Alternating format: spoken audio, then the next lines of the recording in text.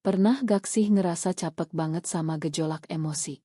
Bayangin deh kalau kamu bisa jadi sosok yang gak tergoyahkan. Nah, dalam beberapa menit ke depan kita akan membongkar rahasianya. Gunakan kebijaksanaan dari psikolog legendaris Carl Jung buatlah nemuin kekuatan sejati yang ada di dalam diri kita. Pasti pernah kan? Berharap bisa jadi orang yang kebal sama kritik pedas, penolakan yang bikin nyesek atau bahkan menghina. Kita semua tuh capek. Capek pakai topeng aku baik-baik saja. Padahal sebenarnya di dalam hati kita cuma pengen istirahat dari semua drama emosional ini. Anehnya justru terjadi masalah. Semua usaha kita buat ngelindungin diri, bangun tembok tinggi di sekitar hati malah itu yang ngebuat kita terpenjara. Makin kerasnya kita coba lari dari rasa sakit, makin kuat dia ngendaliin hidup kita. Kita malah jadi tawanan dari ketakutan kita sendiri. Oke, siap membuat sebuah akta yang mungkin akan mengubah cara pandangmu. Kita bisa sering banget ya nyalahin dunia luar atas luka-luka kita. Orang lainlah, keadaanlah atau nasib buruk. Tapi bagaimana kalau sumber rasa sakit itu sebenarnya jauh lebih dekat dari yang kita kira? Poin kuncinya tuh di sini. Orang lain atau kejadian di luar sana sebenarnya tidak nyakitin kita. Itu hanya pemicu. Mereka cuma ibaratnya nekan tombol alarm yang sudah lama dipasang di dalam diri kita. Luka lama yang belum sembuh. Jadi medan perang yang sebenarnya itu bukan di luar sana, tapi di dalam diri kita sendiri. Terus bagaimana ceritanya tombol ini bisa ada di dalam kita? Jawabannya ada di sutradara tak terlihat yang ngendalian sebagian besar hidup kita. Alam bawah sadar. Nah, kekuatan inilah yang sering kita salah artiin sebagai takdir. Padahal sebenarnya itu adalah program yang jalan terus di belakang layar.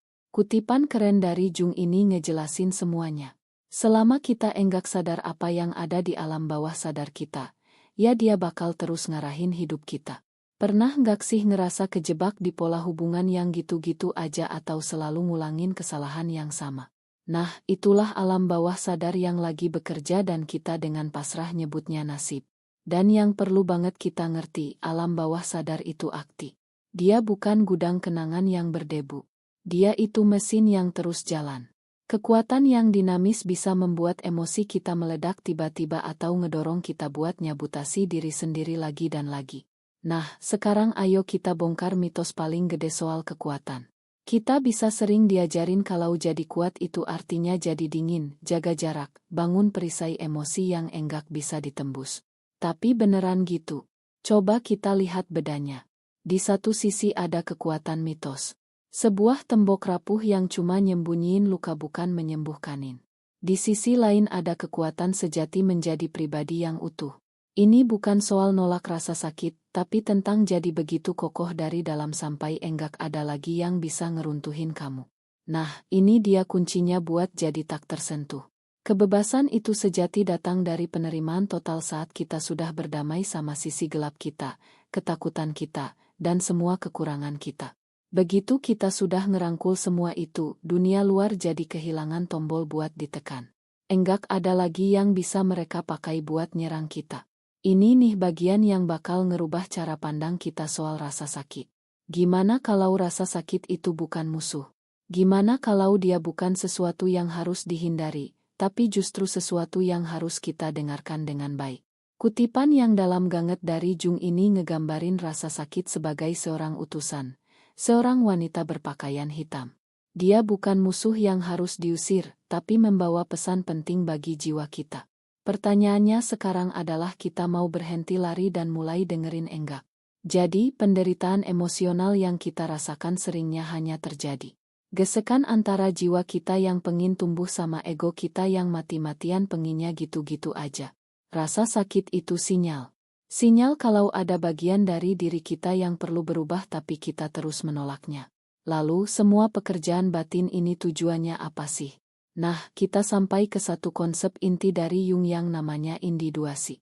Sebuah perjalanan membuat diri kamu yang seutuhnya. Dan yang paling penting nih ya, individuasi itu bukan soal jadi sempurna sama sekali bukan. Ini soal jadi utuh. Ini adalah proses ngerangkul semua bagian diri kita yang terang dan yang gelap. Yang kita banggain dan yang kita sembunyiin. Perjalanan ini bisa kita lihat kayak 3 langkah buat melepas lelah. Bukan lupa mengingat ya, tapi ngelepasin anggapan kita soal kita seharusnya jadi apa sih. Pertama, kita lepas topeng sosial kita. Kedua, kita sisi beraniin diri buat ngadapin kegelapan yang selama ini kita pendam. Dan terakhir, kita satuin semuanya buat jadi pribadi yang utuh. Kita udah hampir sampai di puncaknya.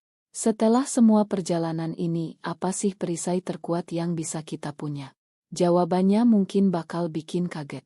Perlindungan tertinggi itu bukan tembok, melainkan kesadaran itu sendiri.